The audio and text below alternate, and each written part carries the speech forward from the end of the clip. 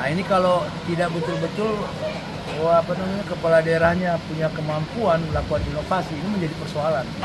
Nah, pilkada ke depan betul-betul pilkada yang memang bisa memberikan dampak untuk persoalan mengatasi persoalan-persoalan yang dibuat. Jadi itu kriteria yang ditetapkan. Itu kriteria yang kita tetapkan.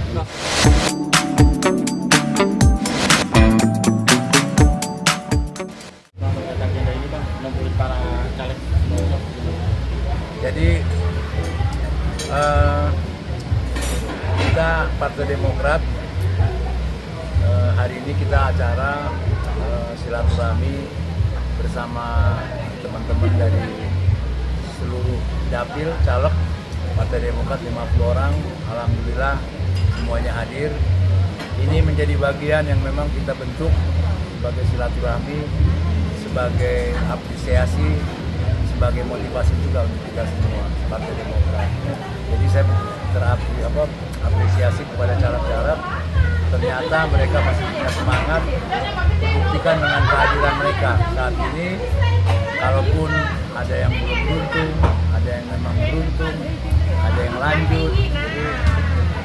Dan yang membuat saya bangga adalah 2024 ini dengan semua perjuangan caleg, perjuangan Partai Demokrat, baik DPC, baik tingkat kecamatan, baik juga tingkat ranting, bersama semua caleg, kita bisa mencapai hasil rekapitulasi terakhir, kita mencapai 5 kursi. Mudah-mudahan ini menjadi motivasi buat kita Partai Demokrat untuk ke depan mungkin lebih bekerjanya lebih maksimal lagi, sehingga target-target kita bisa mencapai maksimal. Itu harapan kita, sekaligus juga melihat apakah mereka-mereka yang berapa bulan ini berjibaku di masyarakat, kemudian belum beruntung, ternyata mereka masih punya semangat. Itu yang kita lakukan hari ini adalah silaturahmi memperkuat memperkuat seluruh kader-kader Demokrat yang ada. Ini konsolidasi awal buat pilkada nggak sih? Sebetulnya nggak juga, tapi kan memang kalau bicara pilkada ini kan sesuatu yang memang sedang dalam proses, karena kan memang bentar lagi pilkada. Nah kita juga tadi saya sampaikan dalam pilkada nanti kita berharap Demokrat tentu bukan hanya mencari figur, tapi betul-betul orang yang punya kemampuan bagaimana mengatasi persoalan-persoalan di Depok. Kita saat ini kalau kita lihat pertumbuhan ekonomi kita cukup bagus setelah corona. Kemudian juga investasi pembangunan juga di Kota Depok sangat luar biasa. Pertambahan jumlah penduduk, kemudian seperti jalan tol. Nah ini kalau nggak dikelola dengan baik, ini akan menjadi persoalan. Kita kan wilayah kita itu adalah wilayah yang memang untuk pemukiman dan juga untuk jasa. Nah ini kalau tidak betul-betul kepala daerahnya punya kemampuan melakukan inovasi, ini menjadi persoalan. Salah satu contoh misalnya terkait dengan transportasi. Begitu banyak pertumbuhan transportasi yang ada di Kota Depok dengan pertumbuhan tinggi. Sarana dan prasarana kita jauh daripada kebutuhan, jauh sekali. Nah ini kalau tidak kita buat konsep, saya juga sudah mulai dengan rapat-rapat di pemerintahan, dengan rapat-rapat di Bapeda kemarin. Salah satu contoh, begitu banyak setiap tahun program yang berkaitan dengan misalnya saluran. Tapi setiap tahun ketika hujan pasti ada banjir.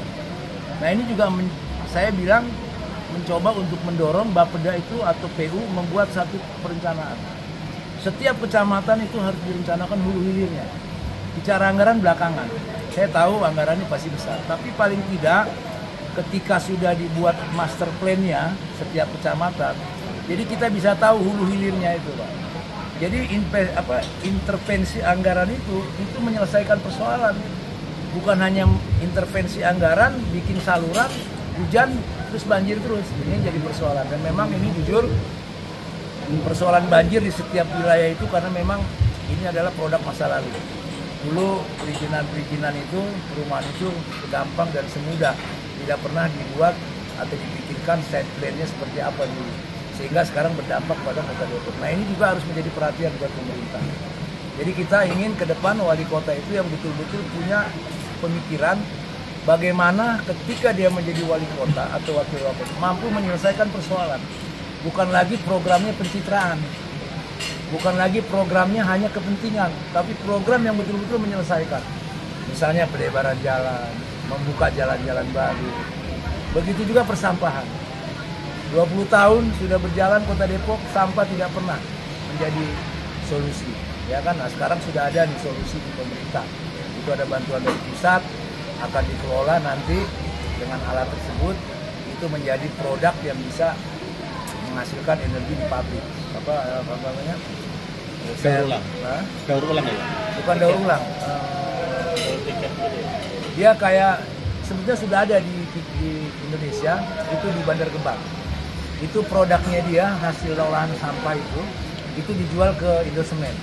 Oh, buat briket. Semacam briket, tapi bukan briket namanya. Nah, kita dapat bantuan 125 miliar dari pusat. Tahun ini mungkin pembangunannya mungkin berjalan. Perencanaannya tahun lalu. Nah, mudah-mudahan ini bisa berjalan. Makanya saya bilang dengan pemerintah, jangan lagi kita berpikir nambo lah.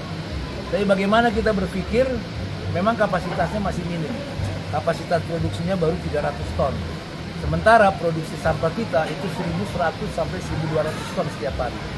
Ya kan, bagaimana sisanya? Ya dibangun lagi produk seperti itu dengan biaya pemerintah sendiri, memang besar. Nah, pengelolaannya itu kalau bicara undang-undang itu dikelola pihak ketiga. Tapi kan dampak sampahnya kalau sudah ada 2 tempat 600 ton misalnya pengolahan seperti itu, nah kita kan juga sangat terbantu. Jadi kita udah nggak usah mikirin nambo, itu yang saya sampaikan. Jadi juga PU saya bilang harus membuat satu master plan perencanaan hulu hilirnya di setiap kecamatan. Jadi bukan lagi intervensi anggaran pembangunan, tapi juga menyelesaikan persoalan. Makanya ada 3 hal, ya kan? Itu adalah masalah sampah, kemudian masalah transportasi. Nah, yang ketiga itu adalah masalah pendidikan, mengatasi banjir, dan juga satu lagi pendidikan. Kita jauh dari kurang sarana dan prasarana pendidikan kita dengan jumlah penduduk 2,2 juta. Ya kan, berapa SD, berapa SMP, berapa SMA. Nah, ini juga tugas pemerintah. Jadi kita, saya bersama teman-teman mencoba, mudah-mudahan partai-partai lain juga bisa berpikiran dengan kita bagaimana pilkada ke depan betul-betul pilkada yang memang bisa memberikan dampak untuk persoalan, mengatasi persoalan-persoalan yang dibuat. Jadi itu kriteria yang ditetapkan. Itu kriteria yang kita tetapkan. Nah, selama ini kan dipegang sama PKS, artinya dari PKS sendiri itu kebantunannya ya nggak pelaksanaan programnya secara sporadis dan nggak pengen seperti ini lagi gitu ya. Saya nggak bicara partai, saya bicara kepala daerah, karena jangan juga berpikiran bahwa kemarin itu hanya PKS, Pak. Itu ada 3 partai loh. Itu yang salah di pemerintahan kita, di masyarakat, bahwa pengusung kemarin itu adalah 3 partai, ya kan, Demokrat, PKS, dan P3. Itu yang perlu kita lakukan. Nah, ini kan banyak hal-hal yang perlu kita benahi. Makanya kita ke depan tidak mau lagi, artinya asal memilih siapa yang menjadi wali kota, tapi betul-betul orang yang punya kemampuan dan mengerti dan memahami Kota Depok. Untuk di Demokrat sendiri gimana, Pak? Kira-kira dari Demokrat itu kan punya 5 kursi, itu kan bisa ada bargaining untuk mengusung kader internal sendiri. Ada. Kita juga mempersiapkan, mudah-mudahan juga, ya, artinya kan tidak semudah itu. Kita juga sedang mempersiapkan, kita juga sudah diinstruksikan oleh DPP untuk segera juga menyampaikan kepada masyarakat memasukkan kader yang ingin menjadi wali kota. Nah, kita sedang mempersiapkan. Paling tidak, tapi dari mulai kader Partai Demokrat, masyarakat, atau siapapun yang punya kemampuan, tentu dengan visi dan misi yang saya sampaikan tadi, kita juga selalu dukung. Nanti membuka penjaringan sendiri kan? Kita buka penjaringan. Mulai kapan nanti? Kita tunggu aja. Setelah ini kan baru selesai rekapitulasi dari kemarin. Mudah-mudahan kita coba. Untuk eksternal juga, Bang? Eksternal juga? Untuk eksternal, internal dan eksternal. Kemarin sempat komunikasi dengan beberapa partai politik dan petinggi itu gimana? Ya, kita mencoba untuk menyatukan konsep dulu, Pak. Kita tidak bicara figur siapapun di antara kita di 6 partai ini yang memang punya kemampuan, kenapa tidak? Karena yang penting visi dan misi kita sama untuk membangun Depok ini lebih baik. Karena kalau tidak, ini menjadi persoalan bahaya nanti. Bang, ya Bang, tadi kan Abang bilang ada yang sudah bertemu, itu termasuk kandidat dalam Partai Demokrat sendiri atau bukan eksternal? eksternal? Eksternal kita sudah ketemu, Ya kan, mudah-mudahan kita juga masih melihat, baru ketemu aja, belum ada deal-deal seperti apa. Dan ini juga nanti kita ramu lagi, ya kan, dan kita juga nanti akan kita expose lah seperti apa. Kalau eksternal ada caranya doang, misalnya harus jadi Demokrat, bikin bagian dari Demokrat. Ya pastilah, artinya partai-partai politik yang lain juga kan pasti, artinya ketika dia mau mencalonkan dari partai, pasti dia juga akan menjadi bagian dari partai itu. Itu semua partai melakukan itu. Bang, dari pertemuan 6 parpol kemarin, tapi teman-teman Demokrat masih membuka diri masih Bang oleh partai-partai lainnya untuk diskusi Di luar partai 6 kemarin, kita masih membuka diri lah. Kita membuka diri, artinya ketika kita punya konsep yang sama kepada semua partai, tentu kita juga akan bersama-sama. Dan harapan kita ya seperti itulah. Saya bilang sama teman-teman, kita mulai berpikir dewasa sebagai ketua partai. Jangan lagi kita hanya bicara yang sifatnya temporer, yang sifatnya subjektif, tapi betul-betul yang objektif untuk membangun kota ini. Karena masa jabatan kita juga kan terbatas. Ya kan? Ini kalau kita hitung, kita kaji, ini akan menjadi persoalan yang runyam. Kalau bicara anggaran, dulu zamannya Pak Badul, anggarannya terbatas. Juanda bisa dibangun, rumah sakit RSUD bisa dibangun, kantor DPRD bisa dibangun. Dengan anggaran dulu kalau tidak salah tidak mencapai 220 miliar. Sekarang 4,2 triliun. Harus punya keberanian membuka jalan-jalan baru. Itu 220 miliar, zaman Pak Badul dari 160 sampai 250 miliar kalau nggak salah di 2009-2004. Tapi dia mampu dibangun, dan sekarang 4,2 triliun. Ya kan? Coba kita fokusin misalnya jalan mana nih? Misalnya Jalan Merdeka, atau jalan misalnya dari Simbangan Depok ke arah Sawangan, diperlebar kiri kanan, udah mulai gitu. Atau bikin jalan-jalan baru, karena kita kekurangan jalan, Pak. Transportasi kita, Pak Wali mengatakan kemarin mau dibangun BPS. Ya kan, itu juga bagus, tapi paling tidak di dalam kota inilah harus kita coba bentuk jalan-jalan transportasi yang memadai, karena kita daerah wilayah kita ini kan wilayah pemukiman, ya kan. Kalau transportasi tidak, nah sekarang Dinas Perhubungan juga sudah bekerja sama, yang akan ada BPS gratis, ya kan, dengan koridor-koridor yang sudah ditentukan. Ya saya ini juga kalau tidak ada jalan-jalan yang sarana yang baru juga percuma nanti. Itu harapan kita. Ketua, sebagai Ketua Komisi C menilai pemerintahan ini gagal nggak sih Ketua? Dengan pembangunan itu?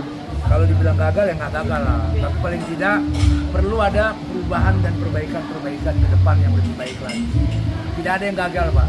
Semuanya bagus, ya kan. Tapi ada yang perlu diperbaiki lagi untuk lebih baik lagi. Jadi kalau Anda mengatakan gagal, nggak gagal. Karena kalau gagal saya juga gagal sebagai partai komunis.